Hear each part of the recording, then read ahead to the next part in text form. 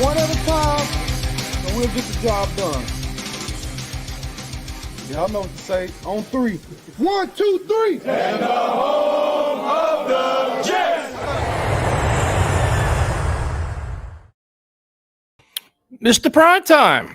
Tyson, how are you? We got football this week. We do. And it's the weirdest time, though, isn't it? Noon on a Saturday in the summer. Like, what in the hell is that? I don't think I'm going out there. Nobody is. And it's going to rain, too. Yeah, getting up at 7 in the morning to watch Tyrod Taylor and Andrew Peasley. Nah, I'm good. But I don't understand the scheduling of that. Like, it's just like they don't give a rat's ass about the fans at all. Like, it is literally the middle of the summer. Like, I don't know. We have learned that many ways, Tyson. We've learned that many ways. Oh, God. So what's up, everybody? We are here. We got joint practices this week, which will change a lot of things. Then you had the game on Saturday, which will be interesting. So how's everybody going? Tyrod Taylor versus Jaden Daniels. A lot of excitement there. What's up, Charlie? Greg? Luke is back. That means he wants to promote something else new he's doing. Of course. Yep.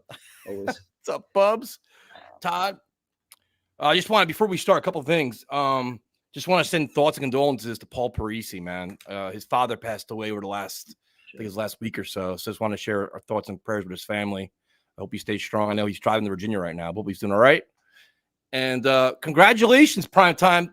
One of our own from way back is now working in the NFL. Do you want to guess who that is? Who's that? You're never going to guess. Oh, God. Way back. This is the early shows when we were complete chaos. Could it be like Ben? Is he really? Ben Blessington. Congratulations. He is now working for the Chargers. And that is cool. Freaking awesome, dude. That is cool. What's he doing with them? Like all kinds of like video and production work and like all kinds of like, editing and organizing all kinds of stuff. But that's awesome, dude. Remember, we used to talk to him and what was the other kid's name? Kyle. Him and like remember he's calling? I think Kyle's doing like scouting with like some college football team also. That's amazing, dude. I was so happy for him, like, because he really put a lot of work in. Because I know he's doing work with Jets Factor and kept moving, like, doing all kinds of stuff. And dude, it's just awesome. So congratulations to them. What's up to Afram? So Primetime, you are our legit. You're the Let's Talk Jets insider. You are you're the insider. You're a man on the scene. So I've retired from that life. So no. Now you are the people have questions about training camp. I'm like, don't ask me. I don't know shit. I'm not there. Primetime is there. I haven't been there since last Tuesday. Oh, you didn't go Saturday? No, I didn't go. You're officially boycotted? I didn't boycott, but I was able to see every play anyway. It's all available online. So, I had my ways of watching it and staying informed. I didn't need to be there. Yeah, I mean, it's interesting times with the Jets right now. Hey, I know when I'm not wanted. So, I stayed home. I enjoyed my Saturday. It was a nice day out. Got home before the rain, went out, did some things. So the weather's been wild, dude. Yeah. The weather has been absolutely insane. The heat, like shout out to the fans that sat there in that heat and sweltering heat, because this weather here has been like 100% humidity, 98 degrees. It's been ridiculous, man. Practice actually isn't too bad because they have the canopy. So you're pretty much in the shade the entire time. So it's not too bad. Yeah, and as most of you guys know, I'm a huge Shinedown fan. Props to them, because Saturday the weather was ridiculous, dude. It was like 90 degrees. Then these thunderstorms came in and the rain, and it was like, all right, it's an outdoor concert. Like, they're gonna cancel this shit. There's no way they're gonna keep it on. They delayed it like 2.5 hours and extended the township time to play later. So nice. Shout out to them, man. Because a lot of concerts are getting canceled right now because of the weather. Like Stone Pony's having all kinds of issues because of the weather. So any band that's finding ways to keep their concert on and playing it later for the fans, that's cool as hell, man. Because this is you were out in Pennsylvania for that, right? Yeah, man. It was like it's a really cool music festival. It's called Music Fest, but the weather was ungodly hot, dude. And it's just like the thunder, it comes in like it'd be beautiful weather, and all of a sudden purple clouds come in. You're like, there is nowhere to go, dude. You're gonna get drenched. So what do? You go in the pub and drink for 3 more hours. And so, but yeah, any musician that keeps finding ways to play concerts for the fans or in these times and this weather, shout out to them, man, because it's not easy right now with this. It's every day raining. So more importantly, prime time, training camp news and notes. We can go position by position, get your thoughts. Yep. The first one I'm curious about with you is Aaron Rodgers, who's having a great camp, looks healthy, looks, he's doing all he wants to do. But do you want him to play in the preseason? Hell no. Last year, I just wanted to see it. This year, I have no desire to. He's going to get plenty of work with the joint practices, with the Commanders, with the Giants. I think they're even going to Carolina as well. So he's going to get plenty of live game reps there. We don't need him getting injured in preseason, so I'll pass on that. I mean, if he wants to get a series or two against the Giants, hand the ball off, get on the field, run around a little bit, completely cool with that. Other than that, I don't need to see him. If anything, you want to see Tyrod Taylor out there running around, playing the offense. You know what I mean? Exactly. And now you could actually trust that you could get a look at some guys like Jason Brownlee and and some other guys, Malik Taylor. You want to get a real look at them. Well, now you have a competent backup that you can put in there who knows how to run the offense. So that's what you want. And we have breaking news, even though that random man can't spell, is the Discord link. We have a Discord server. I don't even know what that is, but we have one, and the link is in the description. So if you want to join that, go for it. I'm trying to learn, but I don't know how to use it. Yeah, I don't have time to do any of that. What's up, Crown Plaza? So quarterback position, you made a great point about Tyrod Taylor. I feel the same way. It's like there's not a huge drop-off. It's not like we're going to watch Tim Boyle and Trevor Siemian and what other garbage out there. He can run the offense, and you can see what the receiving group can do because right now they're banged up, man. And that's something that we mentioned it in the offseason. I was called an idiot, but it's like Malik Taylor's banged up, Gibson's banged up, Mike Williams still not practicing. You get a little thin there. I know they worked out Jarvis Landry last week, but now you see what these guys can do because Brownlee's coming on, started off slow, or Charles got banged up a little bit too, I think. But this is your time to shine. Where it's like it's great to see all the highlights and t-shirts and shorts, and oh my god, he looks great here. Now it's when there's another team in front of you in joint practice and preseason, you've got to make a difference, make an impact, and show that you can make this team. Because if not, Joe Douglas has to be aggressive and make moves, dude. That's my opinion, at least. Well, we got Moses back in team reps, a few days ago. Now the next step is Mike Williams. I mean, I feel like once you put Mike Williams in there as your number 2, that kind of makes everything else flow together. Corley's kind of your gadget guy. You can move him all over the place. Lazard, you feel comfortable with maybe on early downs filling in for Mike Williams, and then you put him in on obvious pass downs. So I feel like the depth is there as long as everybody's healthy. But if you don't have Mike Williams, or if God forbid Garrett Wilson gets hurt, this group's in a lot of trouble. That's where I'm at. I guess this is the cynical Jet fan in me, where I don't trust Saleh when it comes to a timeline on injuries. Like, Mike Williams is just around the corner. Even we'll touch on Tyron Smith in a couple minutes, but like the Mike Williams thing, it's like, all right, we're getting to the first preseason game. He's not on the field yet. He's running around exercising, but he's not there. You want to see more because, like you said, there's guys are getting banged up. Lazard's having a great camp, which is exciting. You figure that the relationship with Rodgers helps there. Corley slowly but surely is coming into his own, but dude, he's a work in progress, man. Like, it's hard to expect a lot of him. Probably say the first half of the season because he's still learning this offense, learning the speed of the game, learning his teammates. I just feel like they're using him in so many different ways that you're going to see him on the field early. Like they have him coming out of the backfield, they have him lined up in the slot. I just feel like he's too good of a player with the ball in his hands not to use him. Yeah, no, it's the wide receiver group is one I definitely curious to see on Saturday. You go to the running back group, and this was surprising to me. Tariq Cohen retiring completely caught you off guard because he just talked about seeing himself being fat. He's in great shape. He was making moves in camp where everybody's like, he looks shifty, he looks explosive, had a legit chance to be a returner, and then boop, I'm out. That's why I never put too much stock into what we see at running backs. I mean, we remember the summer of Ramar Morris where he just went off all at training camp and love that guy. Absolutely nothing. So it's so hard to evaluate running backs in training camp. I thought Cohen looked good. I thought he had some good cutback ability. We knew he'd be a factor on special teams as well. I think maybe he just wanted to prove to himself that he can get back on a football field. He hasn't played in like 4 years. Yeah. Maybe he just wanted to show himself he could still do it. Maybe his body just wasn't responding the right way after practices. You never know. But glad we at least have Braylon Allen. So I like him. Yeah, and that's the thing too. It's like I'm curious to see these rookie running backs play now because now you want it's like they had a big fumble. Davis had a big fumble, but now it's like you want to see their durability, their attention to detail and blitz pickup because pass protection is prominent, and then catching the ball in the backfield. Like I like them both. I think there's a lot of potential, but having your 2 rookies behind Brees makes me nervous as hell, dude. It just does. Well, not just 2. I mean, Izzy barely has any experience, and now this is a great opportunity for him where he was probably on the way out prior to Cohen's retiring. Now he's in that number 4 spot with an opportunity to, maybe open some eyes on special teams or be somebody that, Rodgers just develops chemistry with out of the backfield. We know he's got speed. We know he can catch the football. But like you said, the playbook and pass protection, that was the two areas that kind of hurt him last year. And that's my biggest thing. It's just you just don't want to see Rodgers taking unnecessary hits on blown assignments. That comes down to the player, but also the coaching. The coaching I don't have a lot of faith in. Which we'll get to. Well, that's yeah. So you look at then you go to tight end group, which has been kind of quiet, right? You have Conklin, which everybody loves. After that, everybody's rooting for Ruckert. You have Yabo, you have Kuntz, all these guys, but it's not like nobody's really sticking out, right? Well, now you got Anthony Ferkser in there also. An interesting player. Addition. So you wonder how that changes the landscape, if he's going to be that fullback / tight end hybrid now that Bowden's out of there. But yeah, I was looking forward to seeing Yeboah versus Kuntz. I thought that was going to be a good matchup for the number 3 spot. I thought it was possible that both could have potentially made the team. They would keep 4 tight ends. Now with Ferkser, I feel like probably one of them is going to get pushed out. Yeah, it's going to be really interesting. Watching from Scotland. What's up? How you doing, man? Ooh, what's up, man? Berserker. So you have the skill positions. You see a lot of good battles. Will be interesting to see. But now it comes back to the offensive line, which I think we talk about every offseason for the last decade. And there's some good and there's some concerning. The good, Morgan Moses is back and he's practicing. That is great news. Not much news about AVT. Wonderful news. Then we have you want the concerning or the very concerning? Which one do you want next? Start with the very concerning because I feel like I know where you're going. Tippmann's snaps are becoming a problem again. And I'm wondering, this is against his own team. I'm just curious to see how this works under pressure of another team. We're starting this weekend, or this week actually, and this weekend where it's everybody, like, it's so funny. Everybody's, dude, you're overreacting. Okay. If it happened in one practice, I don't care. If it happened 2 practices, I don't care. It's going on for a couple weeks now. Yeah. And it happened last year too. I wanted to say this Wednesday night, but Ed was going to take my head off if I did.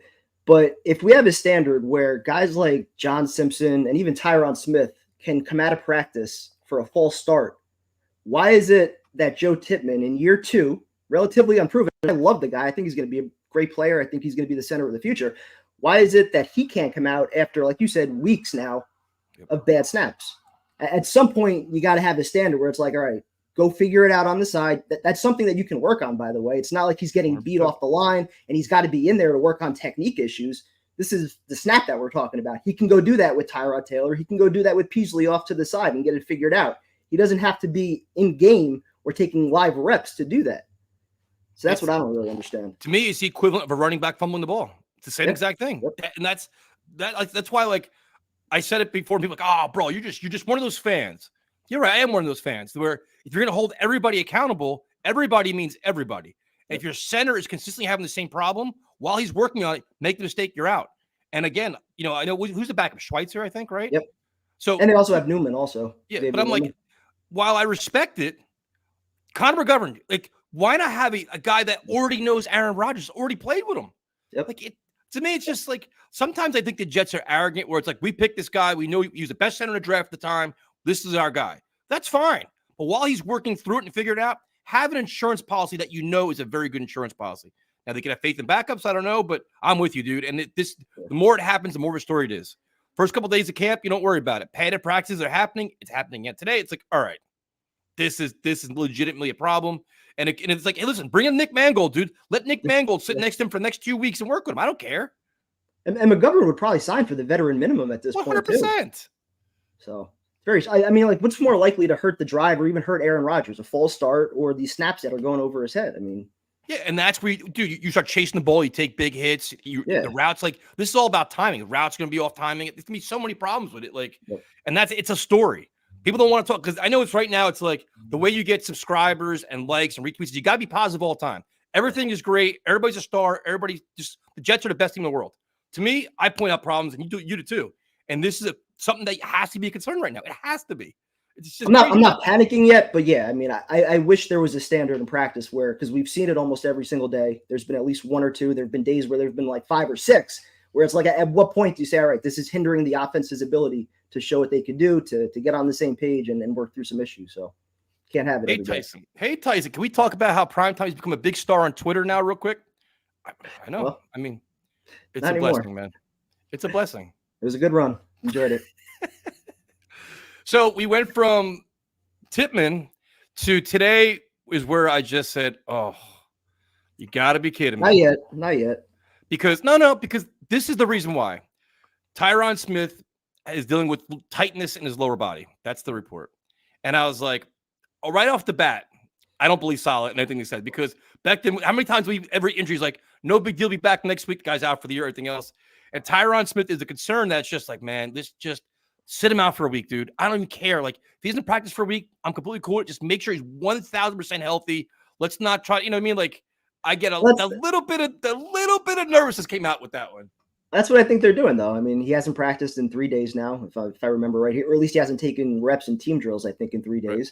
So, yeah, that's what you want to do with a veteran like him. You know what he could do, but you also know that it's more likely than not that he's going to miss some time at some point this year.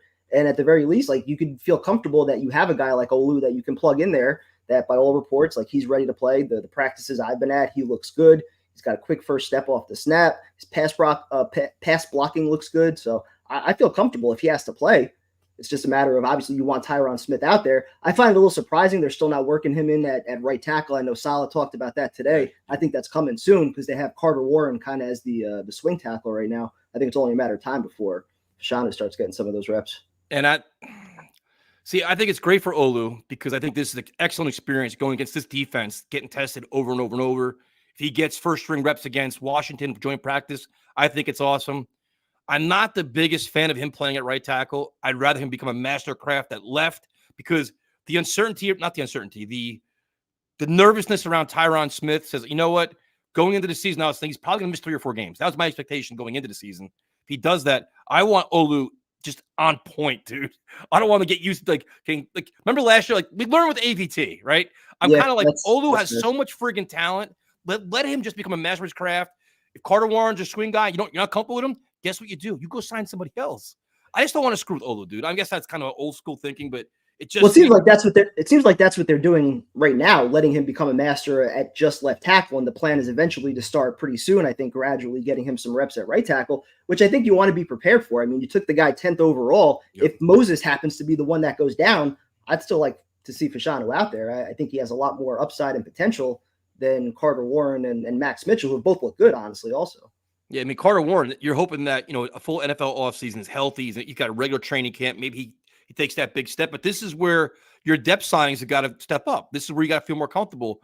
Instead of jeopardizing what Olu is because maybe your other depth isn't where it's supposed to be, get better depth. Figure it out. Spend the money. Do what you got to do. I just don't want to start screwing around, dude. Because we literally watched AVT get jerked around for a couple of years, and it's been a nightmare. And he could be a Pro Bowl guard at this point. Oh, that's fair.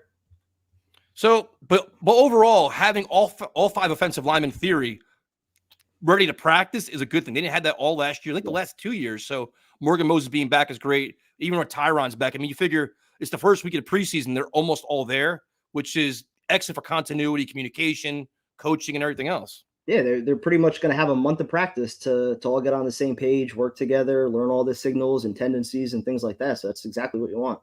And you have Coach Salah involved in the offense now, giving his team. I don't know if that's a good thing or a bad thing, though. No, but you cracked me up because I'm just this jerk. He said after a year, he finally understands the offense. So now he can give insight on how to defend it. So what exactly was he doing last year then? He said that. He's like, now I understand what we're trying to do on offense. I figured it out. So now I can give insight on how to. So last year, you just kind of hung out and admired what was going on. What did we do here? Well, I guess it was because the offense was constantly in a state of change and, quarterback to quarterback trying to figure out what works for Zach. I guess it was a little bit more challenging to figure out in that regard. Are you trying to tell me that right now? It's too early for this. We're in August. So the offense, a lot of things to be interested in. Defensively, this Hassan Reddick thing is just wild at this point. I am shocked we're at this point. I think he's up to God knows how much money he's being fined at this point, 700,000 or $1 million, whatever it is. And at this point, there's no end in sight, dude. He's going to report right when preseason ends, be here for the last week of training camp, and then say, I'm ready for week 1, right? Do you see this ending any other way at this point? I don't think so. And again, that brings me back to my number one concern is the mindset of the player when he arrives, as far as mentally and also the physical part of it, because he's not going to be ready to play. I mean, we can say all we want. He's doing conditioning and keeping his body in shape. It's not football shape, as we always talk about. Yep. And then the mental side of it, if he doesn't have that 2 to 3 year security blanket with the guaranteed money that he's looking for, Yep. are you going to get the best version of Hassan Reddick? And those are Yeah, two major concerns. yeah. I mean, I'm curious. It's gonna be all about guaranteed money. They have to guarantee a ton of money to him. It's this year, next year, but it's unfortunate, man, because it just seems like this all could have been avoided, and you traded for this. Like you literally traded for this problem. Like it doesn't make any sense to me, but we'll see what happens. But Isn't that what's going on with Ayuk right now? Also, like teams aren't going to finalize a deal until they know they have like a new contract in place with him. yep, Isn't that like kind of what the holdup is? It seems like with the Steelers and whoever else is trying to get him. So the Commanders, yep, yeah, you knew you had a player that was disgruntled. You knew that he turned down whatever your offer was to renegotiate this upcoming season. This is all their own fault. This is all their own doing. So. yeah.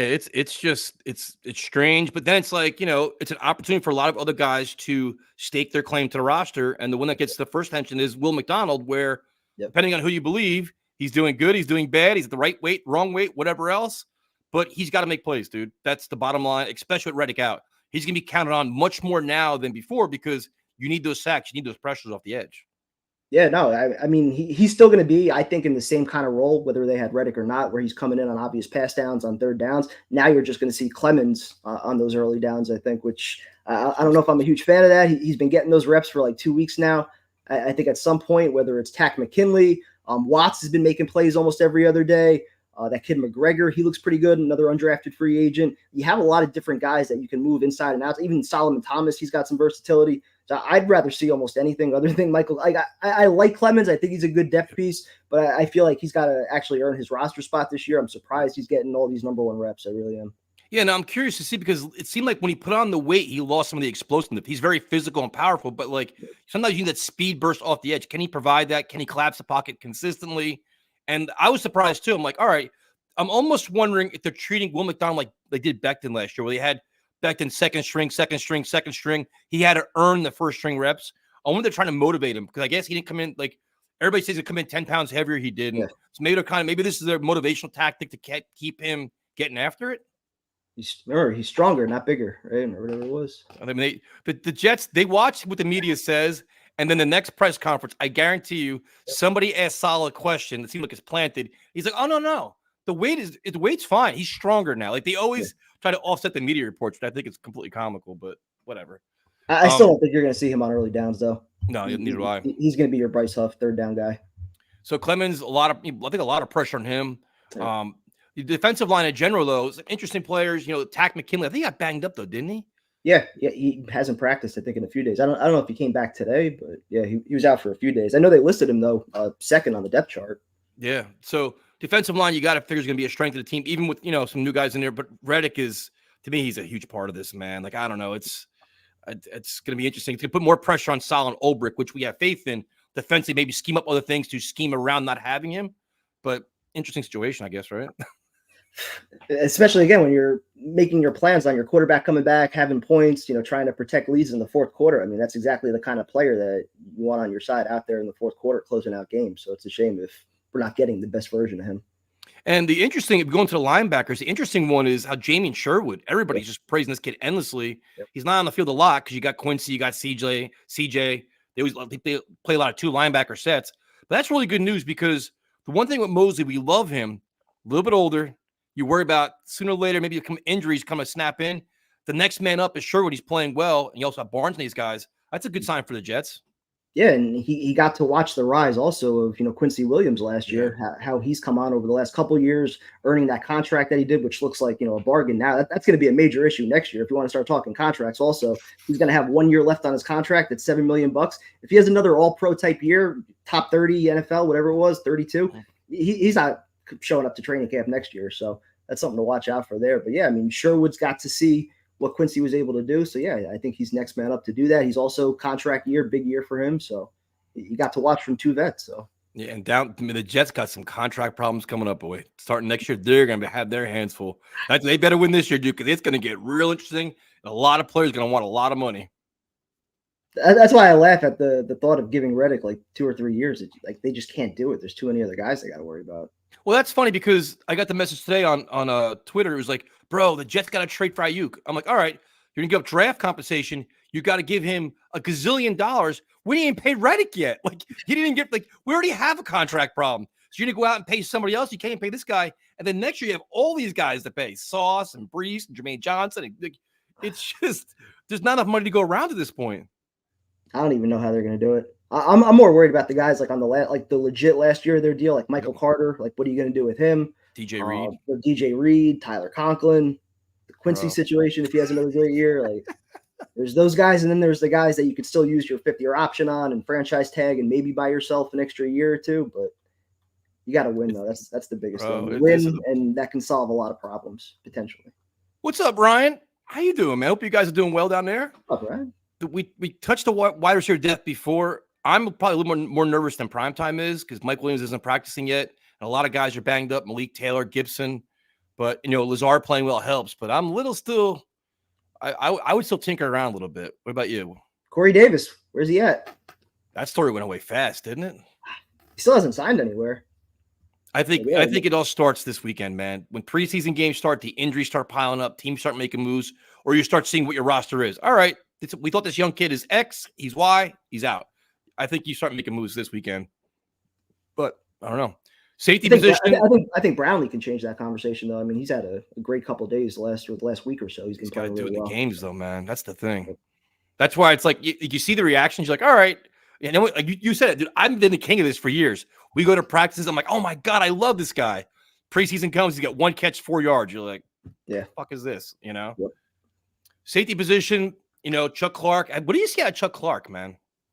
Looks good, looks physical. I mean, I've only seen one padded practice, but yeah, I mean, the guy looked physical. He moves well. He doesn't look like he's showing any lingering effects from the knee injury that he had last year. So I think he looks good. I'm a fan of Ashton Davis, though. I mean, he's gotten better every single year. He knows the defense. He's been here for all his solid years. So I think he's definitely going to be somebody, probably with Chuck Clark, that split up all those reps from Jordan Whitehead. Now, the cornerback position is getting really interesting. And Saleh, who doesn't usually give compliments to young players, is starting to drop some things on our Canadian friend. Stiggers he said he's showing a lot of things, but can he be a starting corner? Like, he's already getting a lot of praise. You see, every time he gets an interception in practice, it's all over social media. He's coming on. You have Bernard Converse doing a lot of good things. And with Eccles banged up, that's probably a good thing to see. No, and even looking beyond, just this year, but, for next year with Carter and DJ Reed, that's possibly somebody that, you can look at to step in. Eccles also in the last year of his deal. So good to have somebody that's young, that's under team control for the next 4 years, that's already playing at a high level, at least for the practices that I've been at. He's shown some really good ball skills, especially when the ball's in the air. It seems like he's running stride for stride with every receiver, especially on those deep balls. Yep. He's physical. He can play the ball well in the air. I think he's had a couple interceptions as well. So he looks good to go. Yeah, it's interesting, man. And like Michael Carter II, he's hurt. I think he's gonna be out another week or so. But it's still like with him, it's like you almost wish the Jets got a contract done with him this offseason or even now, because if he's poised to have a huge year, his price tag is gonna skyrocket again, man. Yeah, and I think Kenny Moore is like the highest paid nickel corner, and that's like a little over $10 million a year. It's not a crazy contract that they'd have to give out either. This is a great comment. Tyson and Primetime, can you imagine telling your 2021 self that you would be a fan of Ashton Davis 3 years later? No. I think I literally every roster prediction in the last 3, I think I cut him. Probably right. I did too, actually. So much knows how much I know. Other than that, the returner with Tariq Cohen gone, who's going to be the returner? I would think, assuming Gibson comes back soon, I would think he's probably the favorite for that right now. You wonder if they give Izzy a shot back there. They've had that kid, Codrington. I think he's like a depth cornerback. He's been back there a little bit returning. Corley's been back there a little bit also. I don't know. If you have concerns with injuries at wide receiver, I don't know if I want Corley back there, potentially getting banged up. Yeah. I don't know. But overall, it's been like a relatively, minus the Reddick nonsense, it's been a kind of a quiet camp though, right? There's no fanfare like last year. Rodgers is playing great. Like there's nothing really, right? It's just get everybody stay healthy, stay out of trouble, and get to week 1, right? There's nothing really, not any huge stories. No, a lot of handshakes, a lot of laughs, some heated conversations. If you wanted to get into that angle with all the the Rodgers and Garrett Wilson going at it, like I personally love that stuff. Like I coach obviously at a much lower level, but you love when you see your athletes like getting into it like that, especially knowing it comes from a good place where they're just trying to get on the same page with all the details, all the X's and O's. Like this is where you want them figuring it out in August, not once we're getting into real games. So I love that. Bro, stuff. that's setting the standard. They're like perfectionists. They want to win badly, and they want perfection everywhere. So listen, if the route is wrong, let's fix it. If this is wrong with that. Like, you're making everybody more accountable and setting the tone. Like, listen, if Garrett Wilson's like this, I got to be like that, because that's where we want to be. We finally have it. And to see Rodgers chewing people out, like, we haven't had that ever, because our quarterbacks are never good enough to do that. Sam ain't gonna yell at nobody. Zach Wilson ain't gonna do it. Trevor Siemian ain't doing it, right? Like, you actually have a quarterback that has respect. Like, listen, cut the shit and do it right. Especially if the coaches aren't going to do it. You know what I mean? So it's like some of those reactions I think are just ridiculous. Like, they're just ultra competitive. And you've seen it over the years with Brady, Peyton Manning. All the great quarterbacks do that, where they kind of, like, Josh Allen's done it in the past, where you see them like they're in their face, like, what are we doing here? And I think it's good. And I think this team needs it, man. They really do. They got to clean all these things up. Well said. So this is what training camp is for. I agree. What's up, Clancy? How you doing? If anybody has questions, you can ask him, fire him out in the chat. Primetime is a celebrity. He's our Let's Talk Jets insider. He is the man. When you have training camp questions, you ask him. Don't go to people on X that don't go to practices. Primetime goes to practice. Wednesday and Thursday, I will be there. There you go. See, we got more training camp reports. No video, but I will be there. Come on, man. Just think a couple in there. Or just take the video, put it on the YouTube channel, put it on Twitter. I got people in different places that have been helping me out. So just put it on YouTube, man. Don't worry about it. Primetime will be signing autographs. Are you signing autographs both days or just Thursday? Just Wednesday. Just Wednesday you're doing it. A wacky Wednesday. All right. You could call, everybody could call in, man. What are you starstruck? You can't be starstruck. We're just two bozos. Chat is in there. Now, I want to know, we need Random Man to come on and explain what a Discord server is, because I have absolutely no idea what it is. But it's not really a server, is it? It's like a group chat, basically, I think. The question, are you worried about Rodgers' health? I'm not worried about it now. You just want to see him stay healthy. Get in the week one. I always worry about the MetLife turf, obviously, but unfortunately, Lauren, Legend has been banned from camp. They're trying to ban Primetime. Legend was banned last year. He's out. The drinking on the stands. They didn't appreciate that. The cursing. He was taking way too many videos. The Jets banned him for that. I mean, it's just. I could try to sneak him in, but a clear plastic bag, I don't think that would work. He'd be popping out of there. Yeah. And he reeks like alcohol pretty much all the time, which is a bad sign too. It's just not very fan-friendly guy, unfortunately. What a number would Reddick sign for that would make you guys furious enough to boot up an emergency show? For me, if it's $25 million per year for 2 years, I'd be upset. I mean, if he signs and it's a crazy deal, we could do an emergency show regardless. I have a funny feeling he's going to get at least $20 million per. I don't know, like guaranteed this year or something crazy like that. I think he's looking for at least 25 based on what he's done over the last 4 years, where his pass rushing numbers are. I mean, he's a top 5 pass rusher in the league. Why would he settle for anything less than that? That's a going rate. I mean, if you give him, say, $20 million guaranteed and $5 million in incentives, like if you get 10 sacks, you play 17 games, like I don't know. I don't know why he would just sign a 2-year deal, though. I think he's going to be looking for at least 3, or just to rework this year, get as much as he can this year, and then hit the market again next year. I don't think he would sign for 2 years, though. That's a good question. Or you go 2 years with like a player option for a third at a crazy amount. They got to give him some kind of incentive. I don't know. I'm with you. Like, well, I keep saying it. I think it's his last big contract. He wants to go off his last 2 years, Pro Bowl years. If he has an 8-sack year this year, who's going to like? I'm like, oh, you're just a guy now. You're on the downside of your career. You know, that's a good question. What's the number that would piss you off? I mean, then you got to figure what are you paying him? Jermaine Johnson's around the corner too. So this Jets, they're going to have so many contracts. And the problem also is that if Will McDonald doesn't have a good year, it's still going to be a need next year where you might have to draft somebody high or go sign a prominent free agent anyway. Oh, geez. It's like for so long the Jets have had no talent. Now they have a lot of talent, which is great. It's all young talent. Like they finally found young players. Now you got to find a way to keep them all, which is going to drive us insane. I think it's young players on expiring contracts in the next year or two, and a bunch of veterans who have actually outplayed their contracts. Some of them with DJ Reed and even Quincy now around the corner. Michael Carter, got to take care of him. Like, oh my God, I don't know how they're keeping it all together, honestly. Nope. Will there be a live stream for Saturday's game against the Commanders? I don't think so. I'm out. No. I'm going to Atlantic City, so oh, nice. Yeah, I mean That's a good reason. it's at noon on Saturday. I think it's supposed to rain though. I gotta see if it rains. I'll move down to Atlantic City later because I'm not going to the beach then. It's We'll see. preseason. Don't worry about it. I mean, I think last year we did the first preseason game, and by the third quarter we were bored to tears because there was nobody in the field that we knew who they were.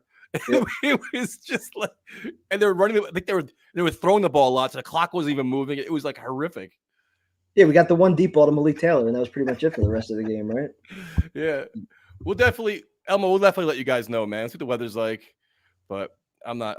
What's your level of confidence doing a stream on Saturday prime time? I don't think it's happening.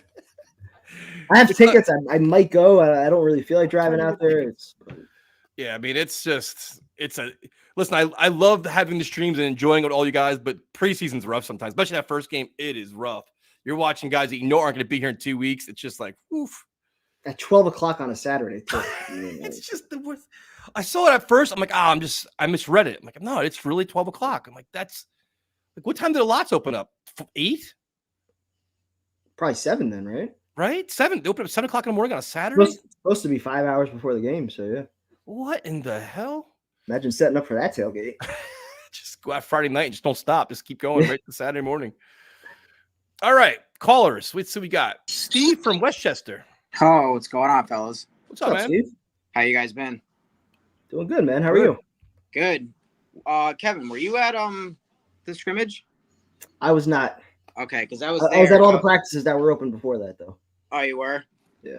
Because I went and I kept on like I met Ryan from Jets Talk 24/7, and that was really cool. And I met NYJ Matt, and I busted his balls. I was like, bro, can we get a sandwich for Hassan or what? He's like, I'm working on it.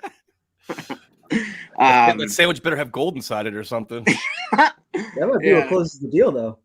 Might be what he's waiting for. But the scrimmage was so awesome, dude. Like, they put on a show. It was such a tight game, too. From what I saw, and I'm sure you guys saw clips, I feel like some standouts that I don't know if necessarily people are sleeping on, but, like, I noticed Olu Fashanu busting ass. Like, he looked phenomenal. Jamie and Sherwood he's really taking strides, man. Like, he's really going to do – whenever he's in there, he's going to make the most of it. Malachi looked good. Braylon Allen looks – I can't wait to see that kid. What'd you see from Corley? Because it seems like he started off slow, but they're starting to figure him out. Was he a running back? Was he out of the backfield? Was he catching where was he catching his passes from? The slot? A couple of like really quick screens out wide or in the slot maybe. I don't really remember, but they may have been motioning him out of the backfield. It's not like he's getting handoffs out of there, but I'm pretty sure he looks explosive though. Yeah, he was yeah, there was definitely some guys who couldn't tackle him for sure. He was just bouncing off of dudes. He's like what we wanted Elijah Moore to be. Which is the type of guy he is too, you know. Like he just seems like a good dude. Now the running backs, they look the part, physical, fast. Yeah, none of them are, except for Isaiah Davis fumbling and missing an assignment. Like they all look like it might be a 3-headed dragon by the end of the year. That's a good sign. I mean, what do you think, Brian? You got questions for this? Now we have 2 insiders. We got you and him now. I was gonna say, I'm pretty sure I saw 2 plays from Olu because like we were talking about his pass blocking before, but even his run blocking, I thought I saw 2 plays, one in front of Braylon Allen, another in front of Brees, where he was like 10, 15 yards downfield, kind of leading the way on some running plays also. You see anything from his run blocking? Yeah, he was – whenever they ran to that side, it was at least 5 yards they were getting. Like whenever they're trying to run up the middle, it was iffy from what I saw unless Braylon Allen was in. But anything outside with Brees, dude, it's gonna be game over. What'd you think about Tyrod Taylor? Because we haven't really talked about him a lot. The second team actually moved. I mean, it's the second team, so whatever. But they moved the ball a lot. Brownlee looked good. He actually caught a crazy touchdown in the corner of the end zone on. I don't think it was Stiggers, maybe Eccles. I don't really remember. But he looked good. Tyrod looks just like it's such a fresh breath of air. It's like I'm watching this and I'm like, Peasley looked like ass, but whatever. But I'm watching this and I'm like, dude, our quarterbacks actually know what they're doing. It's crazy. So it's refreshing. Yeah. I have high expectations. I think people are sleeping on us week 1. I'm having a prediction that I think the game's going to come down to whatever running back has a better game between Brees and CMC. That's my prediction. That's what I'm going with. So what are your thoughts for this question right here from Ivan? Concerned with McDonald, 15-year-old role barely plays. What'd you see at Will McDonald in practice? It's hard because in practice, like unless you're focusing on one person, especially the D line, like obviously they're not allowed to sack. Right. And it's kind of hard to see who gets there first on a run stuff. But McDonald looked quick. I think I saw him beat Fashanu like once or twice, but it's so hard to tell because like honestly, you're just following the ball the whole time when you're there live. Like it's pretty tough to just focus on something unless you're not looking at the ball and trying to focus on something else. But I think people are sleeping on him. Like I think I saw a picture today on Twitter that he has like the same height and weight as Leonard Floyd. Like guys, people need to relax. Is he going to be like an every down guy? Maybe not. But yeah, honestly, he was drafted for a reason though, man. Like you made a decided effort to let Huff go. You know what I mean? Like you've got to. Nah, you're right. I think you get picked that high, you got to be an impact player more than just a 2-down guy, right? I mean, no, you're right. But I mean, if that were the case, then why do they go out and get Reddick? That's more of an indictment on the play. I mean, I'm more negative than most people are. So, I mean, prime time, what do you think? I think Reddick was viewed as a 1-year bridge to kind of figure out what they had in McDonald. Yep. Somebody that for a win now team makes a lot of sense. You could even argue that maybe he's an upgrade over Huff, being able to play against the run a little bit more, and then it gives you that 1 year to evaluate McDonald and figure out what you want to do. Yeah, but what do you think about Tippmann though? What was that? What do you think about Tippmann? Honestly, other than the obvious botch snap he had, I didn't really notice it the rest of the day. Like maybe 1 or 2 where Rodgers had to like go up just a tiny bit. But it was like more so early on in practice. He got his jitters out, I guess, if that's where we're going with the whole nerves thing. And then the rest of the practice was kind of smooth sailing from what I saw. There you go, Prime. See, Prime time, we're ending on a positive note. Steve, thanks for calling, man. We appreciate it. Yeah, good to see you guys. Have a good one. Talking to you, man. All right, Prime time. I'm going to challenge you right now. You ready for this challenge? Go for it. First of all, I'll say this. We appreciate every super chat. We do. It's very generous, very kind, very nice. I want you to translate this for me. All right, hold on. LN as receiver, bedroom teaching Garrett, Wilson, and Reese. Aaron expects Allen to know what to do. He's a veteran teaching Garrett, Wilson, and Reese, and then Ann has to work on the quarterbacks. Aaron has to work on the quarterback. Right, so I think what's trying to be said is that Aaron Rodgers is teaching Garrett Wilson, and the leadership that he's ultimately setting the standard for with Garrett Wilson is then taking that knowledge and applying it to the rest of the wide receiver room and becoming a leader himself, having learned from the GOAT, Aaron Rodgers. I think that's what. What's the OBJ reference at the end? Where? The OBJ, isn't it OBJ? Odell Beckham Jr. couldn't do what Garrett Wilson's doing. Okay. Yeah. Interesting. Good job. That's better. I think we have another one that's clarifying it a little bit. Do we? Where is it? Hold on. Oh, here. Serious screw. Allison, thank you so much, man. You don't have to do that. I was gonna ask anyway. I think this is more fun though, like trying to translate it. Siri is screwing up my message saying that she wants to say not what I want to say. Sorry about that. I said Aaron expects Allen to know what to do. He's a veteran receiver teaching Derek Allen Wilson. Lazard. Yeah, he's teaching Derek Wilson and Reese, and Aaron teaching the quarterbacks. Huh? Who's Derek? Derek Carr. I'm trying to. So obviously Aaron Rodgers and Allen Lazard, they have already built that chemistry together. So yeah, Aaron Rodgers expects that Allen Lazard's going to know what to do. Now he's putting in that extra time with Garrett Wilson to make sure that they're on the same page, because we forget they still haven't played any real true games together yet. They got 4 plays. Yeah, I mean, well, Allen Lazard should be the leader because he should know inside the offense, inside out and backwards, and should know exactly what Aaron Rodgers demands. Yep. So if anything, he's an excellent mentor to all these guys. as long as he's catching the football himself. That's probably the most. And apparently he was studying up like Devontae Adams all offseason, like learning his tendencies so that he can kind of be that same kind of player. All right, so now this makes my day. This is when you know football is back, prime time. This is when you know. That's it right there. When Rose is insulting us, we know we're back on track. The preseason is here. The comment for those that listen: wouldn't this channel be 1,000% better without these two clowns on the screen? Okay, I mean,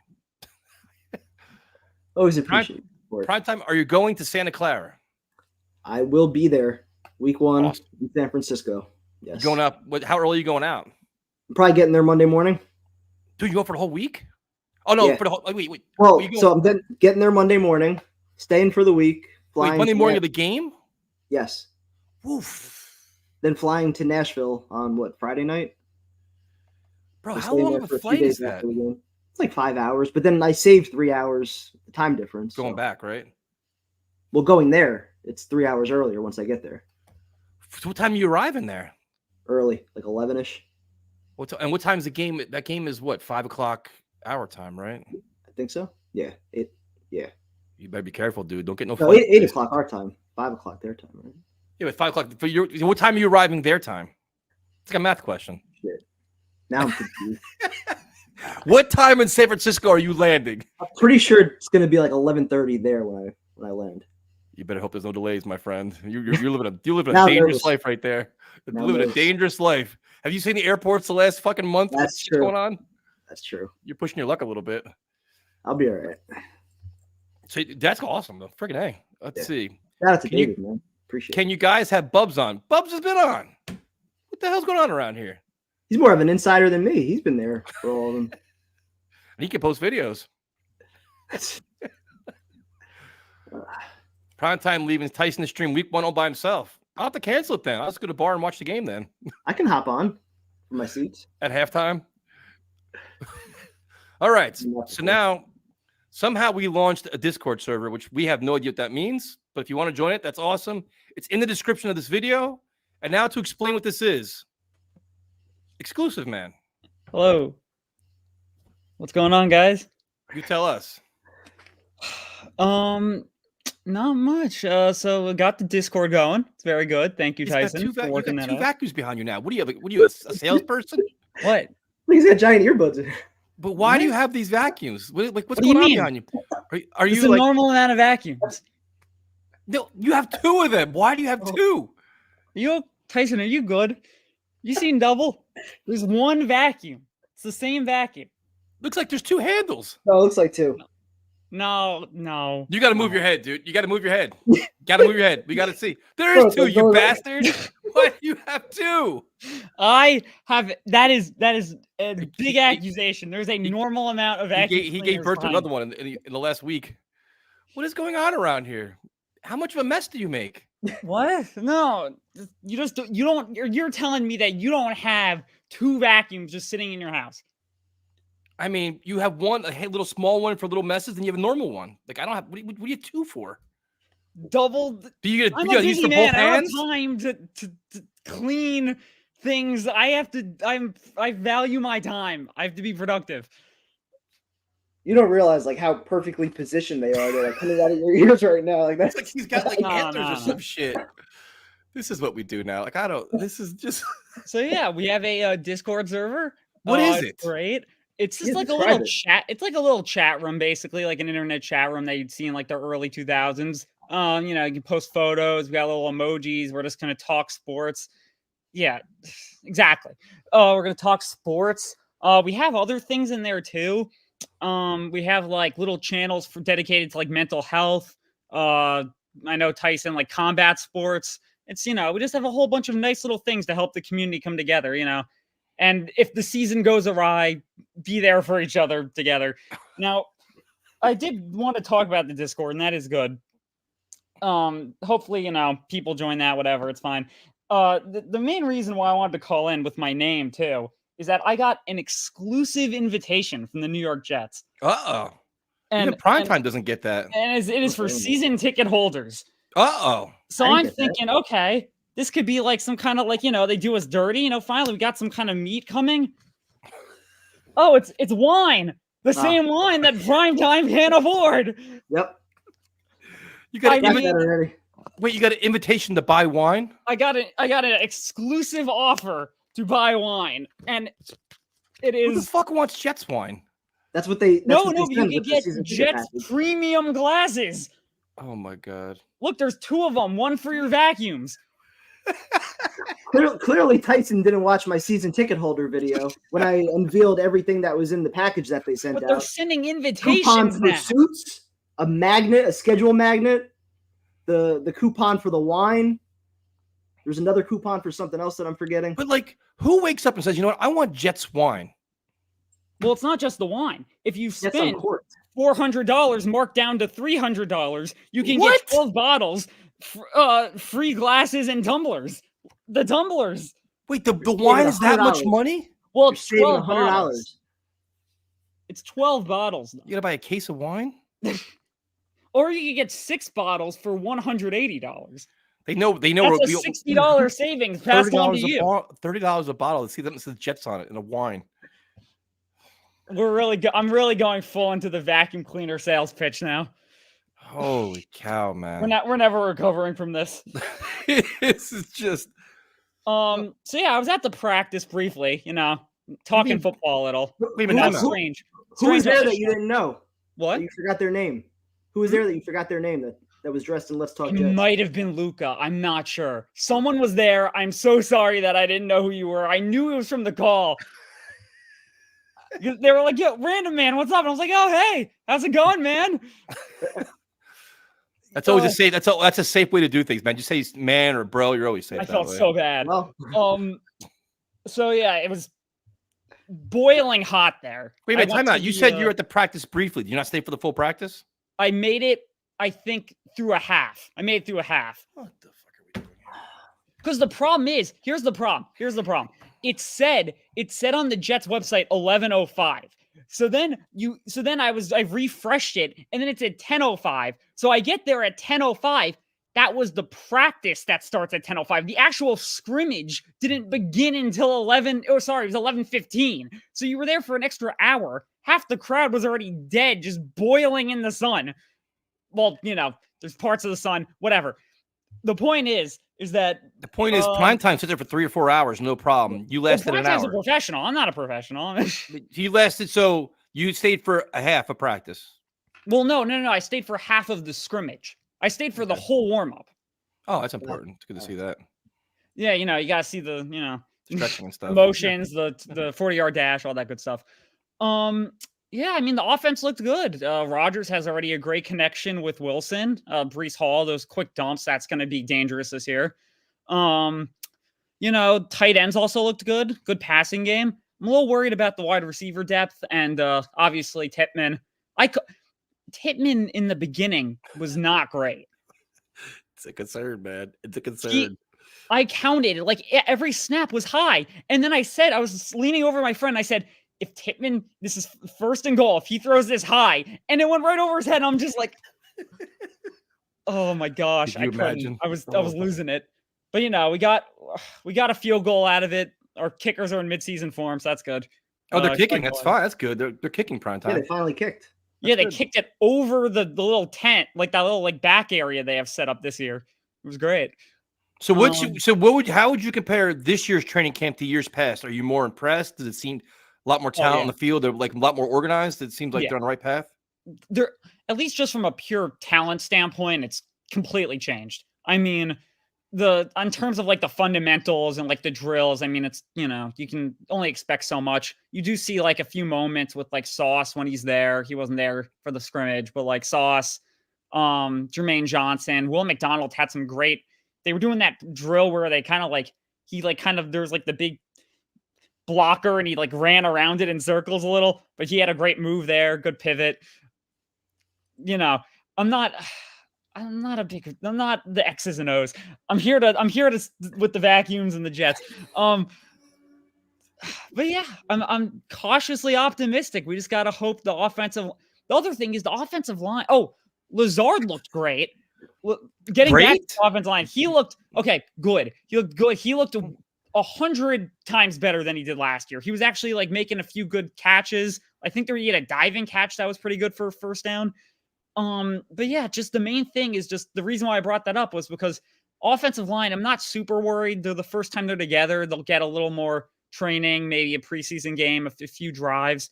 They're working together. They'll work on it, and hopefully it holds up. But the wide receivers, running back, tight ends, quarterback, it's better than we've seen in years past, and hopefully that'll translate to a division title, and we'll see from there. Thank you for calling, man. We appreciate it. We appreciate the Discord server. We'll now actively promote it just for you, man. Oh, thanks. You don't have to. It's a little side thing. We're gonna be in there. We're gonna celebrate the Jets. It's gonna be a good year. Hopefully. So next week, are you gonna have 3 vacuums? Is it gonna increase each week? How's this work? I don't know if it's the same model. There is a red one though. Jesus Christ. Have a good night, man. See ya. Good talking to you, man. What are we doing here?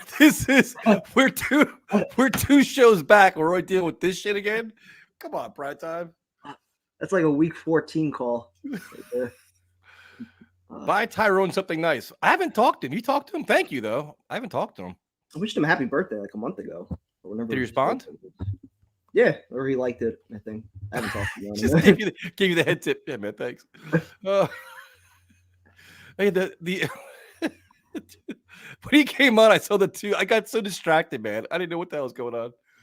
Once I noticed it, I couldn't unnotice it.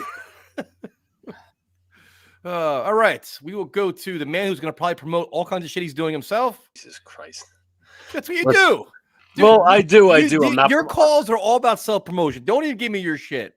Knicks cast. I It's swear. not even basketball season. What are we doing? I swear, I'm here? not promoting anything this What time. are we around. doing here? Pointing my hand. Wait, your Knicks cast? I think I saw something you posted. Did you blast somebody? No, not Hold on a second. Oh, Hold on. I might have. Yes, you did. Hold on. I've been It scrolling. was like Glaber Torres. I bet you it was Glaber Torres. He stinks, but I blasted him on Friday, but I blasted somebody Oh, else. is it? Yeah. Yeah, Knicks cast. I follow you. What the hell did you write? Something. Oh no, maybe it was somebody else. I'm sorry. I'm falsely accusing you. Don't worry about it. But I know I'm not promoting anything. Hope all is well with you guys. I was actually at the scrimmage on Saturday. It was my sister really wanted to go, so we drove all the way from New York all the way to Florham Park. But you know what? It was a good experience overall. My sister's first training camp and all that. But in terms of concerns, number one, I'll just go with Tippmann. I think the Jets need to find, at least try to sign Connor McGovern. Not as soon as possible, but I think they should have that in their head. And the snaps thing, they really need to work on that. It doesn't seem like it's that hard, as you guys said, to work on. This is something you can work on off the field, and I didn't exactly get why, Salah kept just watching as balls were flying over Rodgers' head. Rodgers had to catch it with one hand. Like, is this something that can be done, worked on before the season? Absolutely. But the Jets don't have a true backup center behind him. Yes, Schweitzer can play center, but he's not a true backup center. He can play center and guard. Newman's a guard. So I like the Jets to fill in that hole. But also in terms of the Reddick thing as well, I'm not going to say I've kind of noticed that he's not on the team. I mean, everybody has, but I don't count him as a part of the team right now, which I'm looking for Will McDonald to step up. But one player that has stepped up, in my opinion, is actually Jalen Holmes. I know Primetime mentioned him last week. We liked him last year. Yeah, he's had some good snaps. He has some good pass rush moves and all that. So maybe he vies for a roster spot. I don't think it's going to be like, oh, he's going to get important snaps, but I think he'll vie for some depth spot. Michael Clemens obviously is playing on the end opposite Jermaine Johnson. I didn't find him too impressive because there weren't too many times where he was turning the corner. Jermaine Johnson was getting in on a couple of run stops and pass rush stops as well. But I like Will McDonald to step up. Yes, he's going to have a huge magnifying glass when it comes to him because, they traded for Reddick. He's not there. Bryce Huff was obviously moved on from. So, I'm not expecting Will McDonald. Also a first-round pick. Exactly. First-round pick last year, and the Jets could have easily added offense and not playing, Monday morning quarterback, but that's the truth. Realistically, there were a couple of wide receivers they could have traded back, whatever. So they decided to take the defensive end in Will McDonald, who was projected to be a third-round pick. But, I want to see some kind of progression here in training camp. And I just don't feel like he's been too noticeable, which is kind of concerning. Not to mention that, Salah addresses that, he doesn't have to use speed because that's his main thing. He's a speed rusher. He's not a power rusher. Yep. He could use some power, but he's maintained his weight at 235. He hasn't exactly gone up or down. That's my concern. Yep. No, that's the thing. It's like we talked about it. Like now everybody's got a year of film on him. Now you know what his moves are. He's got to add more moves. He's got to be more physical, more explosive. Can he do that? And did he do that in the offseason? And you'll see it like going against your own team is one thing. You want to see it in these joint practices in the preseason and the regular season. It's like that's how everything changes. Like right now, it's kind of like, you can give everybody a pass, but he's got to make an impact, man, especially with this whole Reddick thing. Or if God forbid somebody gets hurt, Jermaine Johnson gets banged up a little bit, he misses a game or two. You got to step it up there too. Apparently, he had a would-be sack today also. So, I mean, it's not like he's not making plays or getting some of those opportunities. I just think at least for early downs, you're going to see somebody like Clemens or somebody more physical, a little bit bigger that's playing against the run. Yep. Yeah, I just like to see more out of him. Obviously, we'll see what preseason does, and obviously preseason doesn't mean everything, but it will mean something for McDonald, who has to make some kind of growth and get some eyes looked on him, obviously. But I know Primetime mentioned Tyson or Primetime mentioned the wide receiver depth. I honestly like the Jets to sign a veteran wide receiver, whether it's a returner or not. They have Corley taking reps, they have Codrington taking reps. I prefer it's not Corley because obviously you guys mentioned possible injuries to wide receiver room. Obviously Mike Williams is hurt right now. He really hasn't stepped on the field, so you really like not a potential starting receiver to be the kick returner, and that would be not an ultimate disaster, but the Jets should obviously just vary their options, look as much ways as possible when it comes to that, and also not put too much on his plate too. Let him get comfortable at wide receiver. Don't want him like you're not going to baby him, but listen, understand the route tree, get comfortable in the offense, do all this. Don't say start putting more and more pressure on him. So, but I'm with you, dude. Like when they tried out Jarvis Landry, I was interested. Just keep looking at it as guys get cut or moved around. I'm a little bit nervous with that because Mike Williams, he may not be ready week one. Till proven otherwise, that could be a case. And same thing with like Michael Carter as well. Now we're obviously not worried about the cornerback room, but when I saw Sal was like, oh, he's going to miss 1 to 2 weeks, I'm like, you know what? I'll wait on that. I'm not going to trust his word. Can't believe it, man. Being realistic, but also another thing with this Reddick thing too is like the Jets obviously trade for him. It was kind of like a 1 year thing, you said, Tyson, but it's another thing as well is like he's on a contract year. But Tyler Conklin, DJ Reed, and Michael Carter have all earned their right to be extended. Reed and Tyler Conklin, same free agent class, veterans, playing above their contract value. Michael Carter drafted in the 4th, 5th round by the Jets. He's outplaying his draft value even. So it's like, what have you done for me? The Jets can argue that position. But again, you traded for him and you gave up an asset for him, which the Eagles were like, okay, just take him. And I'm not saying he's a bad player or anything, but you know what? You knew what you were taking. You inherited the same problem they had. Exactly. This should catch nobody by surprise. He was unhappy in Philadelphia because of the money. He had no guaranteed money. He wanted a big deal. Like Primetime said, like 25, 26 million per year. That was what he wanted in Philly. That doesn't change when he comes to the Jets. He wants the same thing. You know what I mean? So, and I think all the players in that locker room, they understand it's a business. So to some extent, I'm sure they're in his corner in a certain extent. But also, like you mentioned, the guys that have been here, though, that have outperformed their contracts, they can't be looking at the situation like, why not me? I got 1 year left on my contract. I earned it. DJ Reed earned it. Conklin's earned it. So, if Reddick comes in here before he's even put the uniform on and he's getting those 3 years, I don't know if that exactly sends the best message. And Michael Carter, especially because he was drafted here and he's literally blossomed right in front of your eyes. Yeah. Like, he's going to be one of the best at his position, going to be there.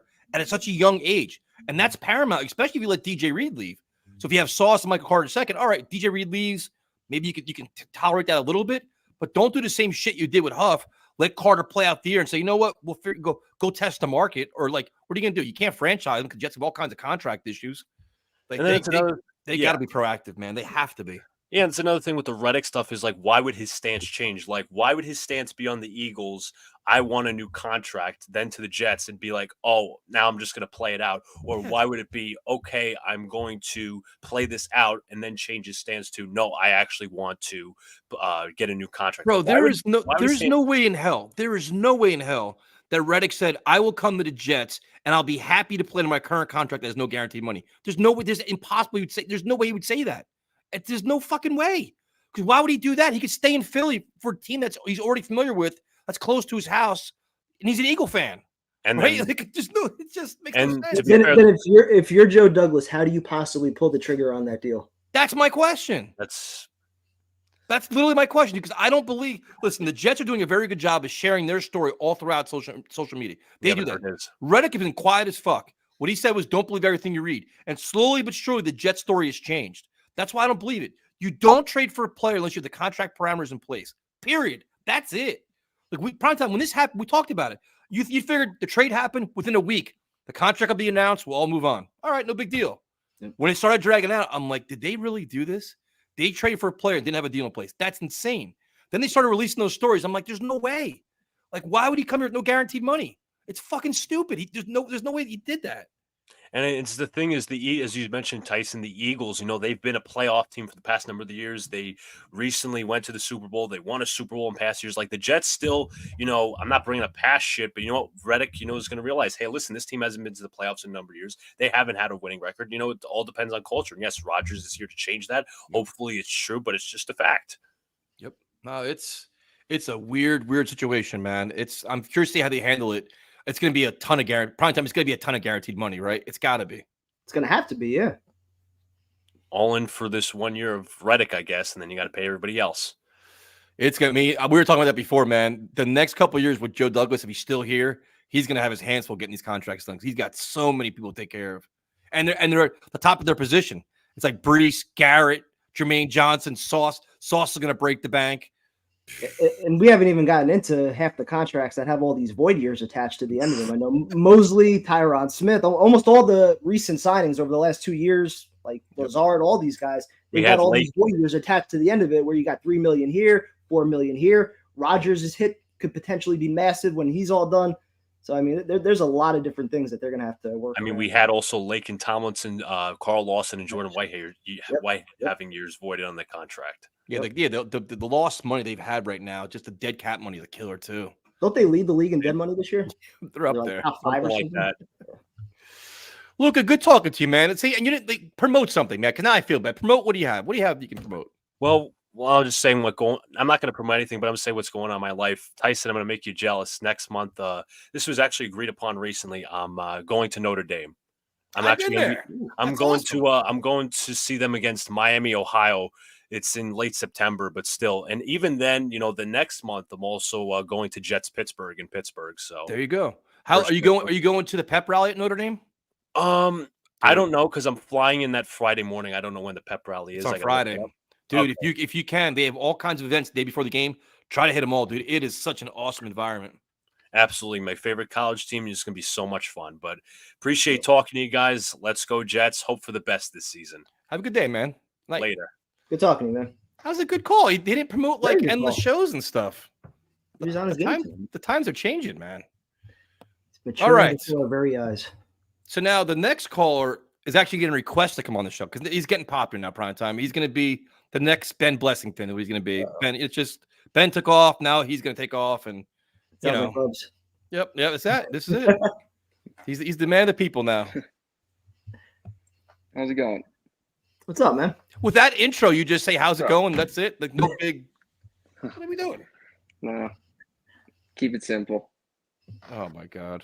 You're bringing no energy to the show right now, prime time. It's simple, man. Like Shinedown. Simple, man. Bubs, talk to me. Did you go to practice? Did you go to a scrimmage? No. I'm actually out in Colorado right now, so I wasn't there for the Saturday scrimmage, but I'm hoping to get back out there on the 20th. I think that's the last public practice. What the hell are you doing in Colorado? Next week. I got family out here and golf.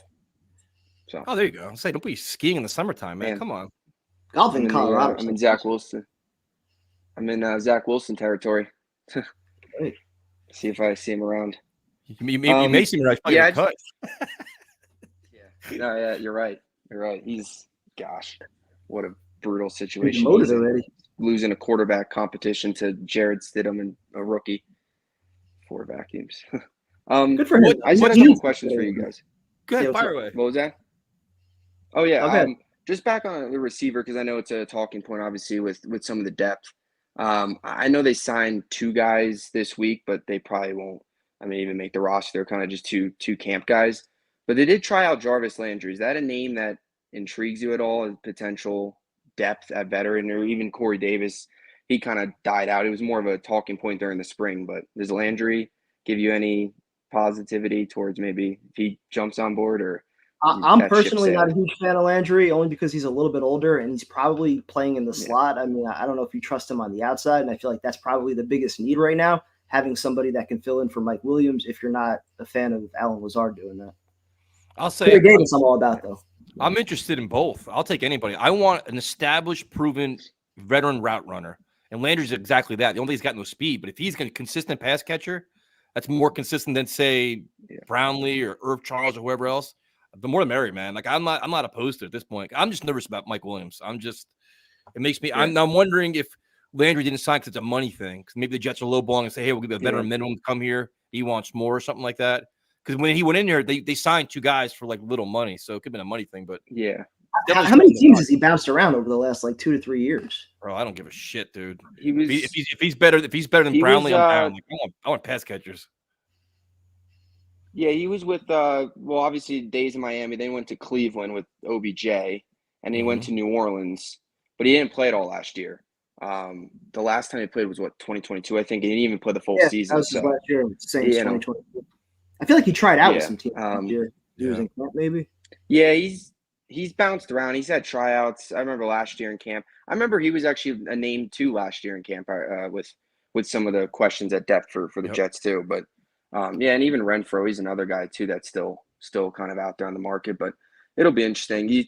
Even with Brownlee's recent stretch, you still don't have, I guess, the most faith in him to pick it up or to pick up the depth spot. They got a lot to prove, man. Starting this weekend, starting this week, a lot to prove. Do it against somebody else. Be consistent. Make big plays. Separate yourself, and show that Aaron Rodgers can trust you. That's important, man. Yeah.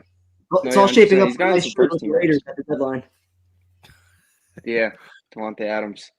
Once he gets, they're still in the honeymoon phase. Once he gets about 4 more games with Aiden O'Connell, he'll want to come over here.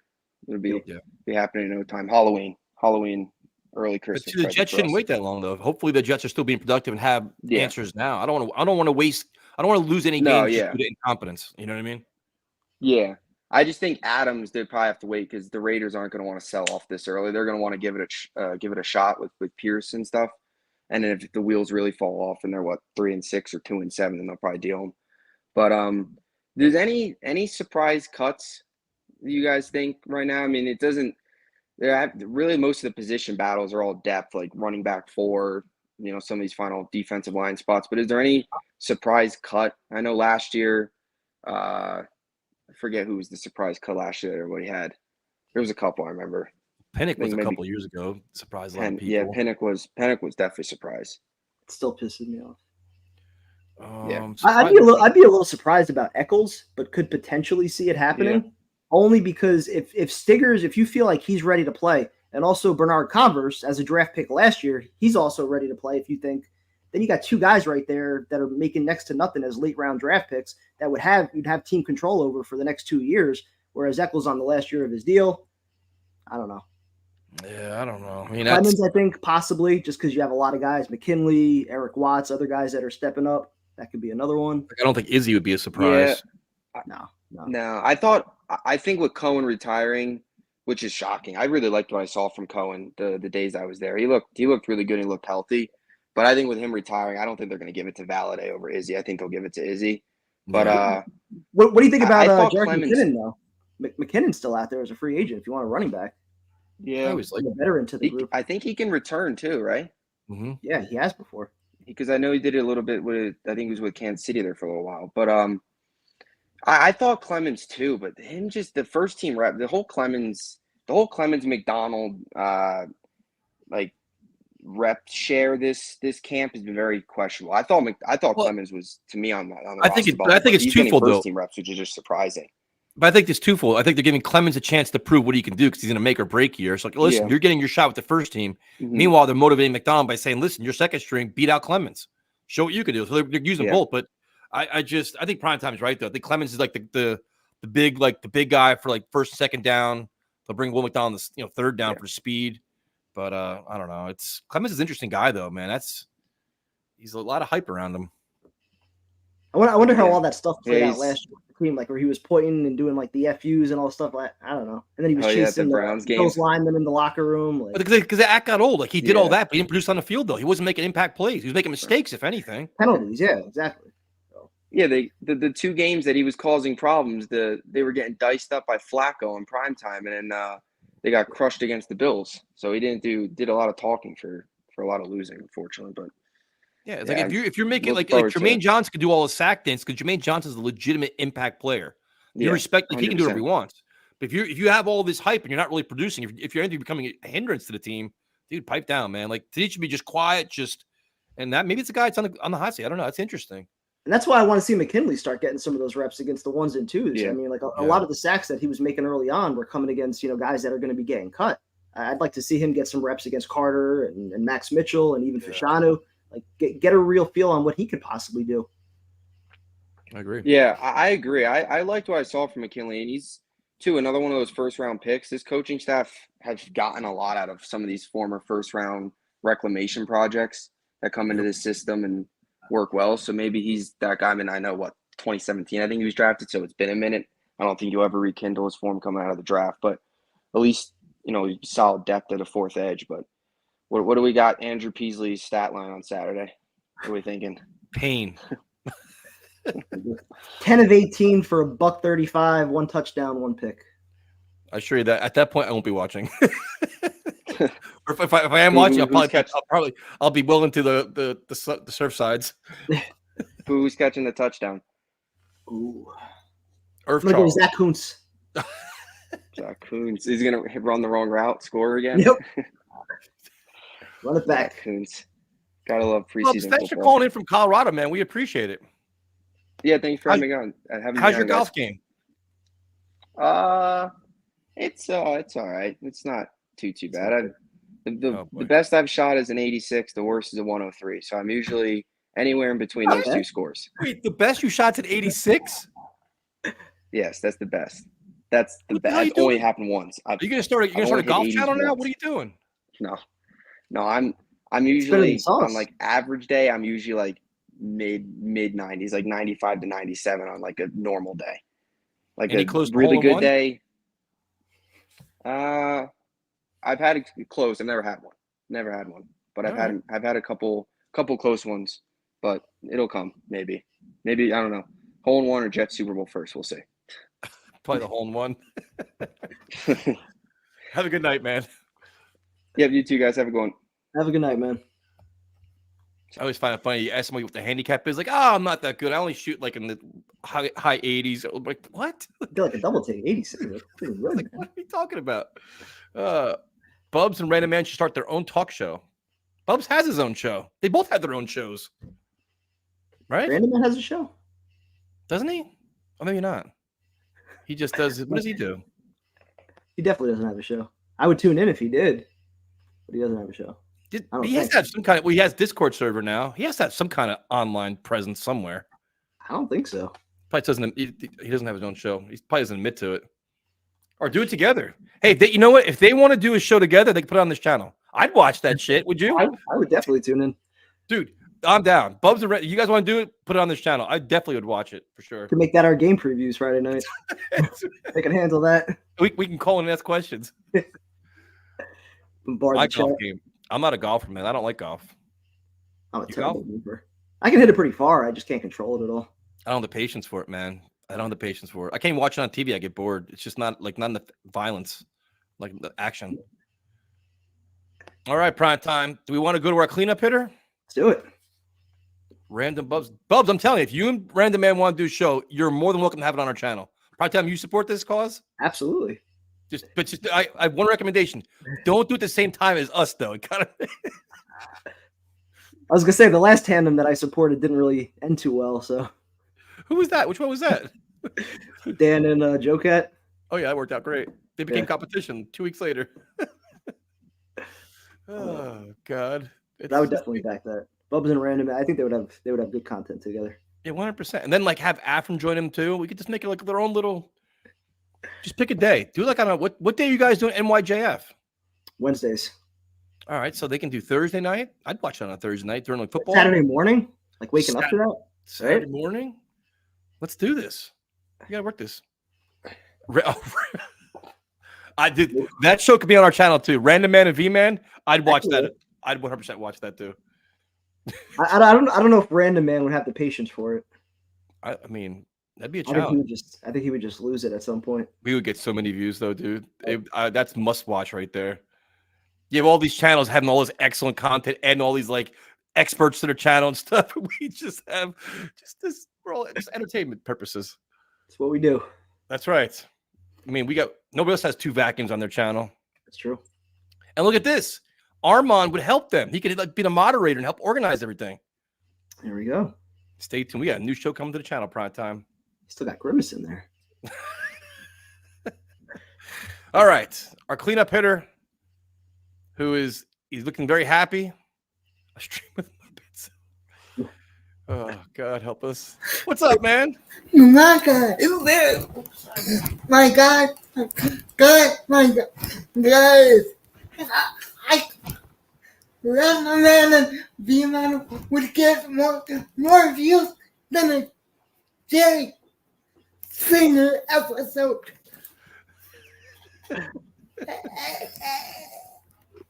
Hey, BT, What's up? how did it feel to win? Let's lose to one of the worst teams in these sports. They lost what, 2 out of 3 to the Angels? Lost 2 out of 3 to the Angels. I was surprised I didn't get a text from you. I was waiting. No Mike Trout? Without Trout. How many games has Trout missed over the last like 5 years? It's got to be like 300, 400. Right? 82. He misses games every year. 82. Only 82? No. Yeah, it's only 80. He misses games every year, dude. He's like blowing out something. Yep. No. Yes, he's hurt every year. And for the money he makes? Yes, you're right. There's no way he only missed 82 games. No. PT, you're right. I misspoke. Yep, exactly. What I was We got to hold you accountable for your own players. what I was thinking of This year, maybe. what I was thinking of was the amount of games Rendon, Otani, and Trout played together. Oh, that's a shame. Really? They only played 82 together? Yes. In 3 years. Crazy, man. That should have been a dynasty to carry you a decade. Yep. The Angels are the baseball version of the Jets. We won one World Series and can't get close to another one because of our bad ownership. That's true. So what's your thoughts on the new Eminem album? I can't talk right now. Last week. Maybe people missed it. Top 3 album. Top 3. That's right. You told me Yeah, that. top 3. No. Wasn't a huge fan. Tyson, Yes. I didn't know you played soccer when you were younger. Oh yeah, you watched that show. Yeah, I played soccer, man. I love soccer. I was the only one watching it. I didn't. To be honest with you, I didn't know it was live. I thought it was being recorded, so I was kind of relaxed, chilling out until you said, "Oh shit, that's live." I'm like, "What?" I was like, "Oh." I was enjoying it. When you were I didn't know. I thought it was being recorded. I was enjoying it more when you were by yourself. Yes, I did a show with Iconical Wear, like an interview, and I thought it was being recorded. So his power went out. So I was by myself. I didn't know it was live though. So I'm just sitting there hanging out, like talking to myself and shit. He's like, "Oh yeah, dude, this is live." I'm like, "What?" Yeah, I enjoyed it more when you were by yourself. Yeah, thanks, man. Thanks. No, I was literally on screen by myself, just talking to myself. It was like, what the fuck? I'm not talking about you, Oh, okay, I got you. PT. I'm talking about the interview. Got He did. Wait, he was playing soccer? No, he did a really good job. Remember, we used to write the magazine. Yeah. So I used to write articles. He found like old articles and asked questions about them. I was like, oh shit! And like, we talked. It was like an hour interview. I didn't talk about Jets at all. It was all about like just the magazine, and all kinds of shit. Mental health. It was crazy. Mental health. Yeah, mental health. Yeah, mental health too. Yeah, It was interesting, man. He definitely did his research, man. Because I was completely caught off guard by that. Yeah, I was like, He's a good dude. hold on. Tyson played so good. Let me go and Bro, he was like, rewind you this. wrote this article in magazine. I'm like, oh fuck. I'm like, nobody's talking about that shit in a while. Those are our glory days, and the Jets like this. Yeah, when you came on my channel, I asked you about the time PT were at the Donkey Man. Yes, that's true. You very well researched too. Well, I was part of this channel by then, so I was in the chat laughing like. Well, it's always fun explaining why we lost our credentials. It's always a good conversation to have. Yeah, remind me to ask you that next time you come on my channel. Bro, it's so funny because I get that the one person was like, "You guys should get press credentials." I'm like, "Well, we actually had them." And then Adam Gase came to the Jets, and then they remind me to ask how you even got press credentials. Well, you need Kevin on your. I don't think people still know the full story. They don't. Save it for my channel, please. Save it for my channel. Kevin's a celebrity, not me. He's the one that's all over the place. Well, PT, save it for my channel, please. You got to book appointments with him now. Though. You get probably like a 2-week wait time for prime time. I don't do anything in the summer. I'm always around. I better not be since I let him in my fantasy league. Well, that's right. Your prime time's in your fantasy league, and now prime time is going to be in San Francisco. You better go see Jose prime time. It's Maybe like Tuesday after the game. that sounds good. You better do it, dude. David knows where I live. There you go. You have no excuse now. Well, I don't have a vehicle out there. I'm following David's David does. setup. So David does. Listen, David does. Now, listen, Jose, we're establishing this now. If prime time doesn't see you while he's out there, that's the ultimate disrespect. I agree. Prime time. He's been wanting to meet you for how many years now? I mean, this would be 3. You guys should do it. You should call in and do a show 4. together or something. 4 years. Yeah. It's been 4 years Prime time. since I found this channel Yep. because of Blitz Boy. There you go. Did I say that out loud? Oh, well. that's right. Forgot that's what led you here. That's right. Because you guys were shitting on Jamal Adams. Tried to warn you. Jose, who's winning the World Series this year? Not the Mets. Who's Probably gonna right. win it? Dodgers? I think the Orioles might win it. God, I hope it's. I can name the teams like. Orioles are legit, man. They are legit. They're young. I don't want it to be the Dodgers, and I don't want it to be the Phillies. Anyone Who do you think is the best player in baseball? the pitcher for the Pirates? Come on, man. I can't remember. The best player in baseball? He's living the best life of anybody in baseball. He sure is. Exactly. But the best player is Ellie De La Cruz, shortstop for the Too soon to say that. Come on, man. Cincinnati Reds. What are we doing here? It's Ohtani. You know it's it Ohtani. was. If you Here's a better question. Who's the best player in football? You think it's Tyreek Hill? no, it's Mahomes. it's still Patrick Mahomes. Who do you think it is, Primetime? Who's your number one player in football? It's got to be Mahomes. Oh, guy, he's wins Super Bowls every freaking year. Like, That's what I'm saying. You take away his best receiver, he still wins it. I'm like, It's not Tyreek Hill. all right, Jose. So when you hang out at Primetime, what do you want to do? You want him to buy you lunch? I'll buy him lunch. All he has to do is I'll cook you dinner. all he has. Don't do that. I don't want to get food poisoning. Exactly. I'll buy you dinner. Just shotgun a beer with me. There you go. That works. That's the content we want to see, Primetime. Fuck the game And video. what- I want to see you shotgun and beers at Jose. And then we'll record it. There you go. We can definitely do that. All right, Jose. I gotta go eat dinner. I'm starving. Love you guys. Good night. Have a good night, man. Love you, man. Be good. All right, Primetime. See, I hope you make arrangements now. Aren't you happy? Thanks. That's what we're here for. All right, so Are we doing a stream? I'm not streaming on Saturday, dude. I can't. I'm going to Lake City. It's going to be a 12 o'clock game, preseason game 1. I'll go to a bar. You're not going to the game for sure? I don't think so. It's supposed to rain, too. For a Saturday to get up early, especially if it's possibly going to rain, I don't think I want to do that. If anything changes, we'll let you guys know. We'll post a comment and we'll post a thread or some shit. So thank you guys for joining us. We appreciate it every Monday. And then once we got game recaps coming pretty soon too, man. This is going to be interesting. Officially back. We'll talk to you guys later. Later. Thank you, bro.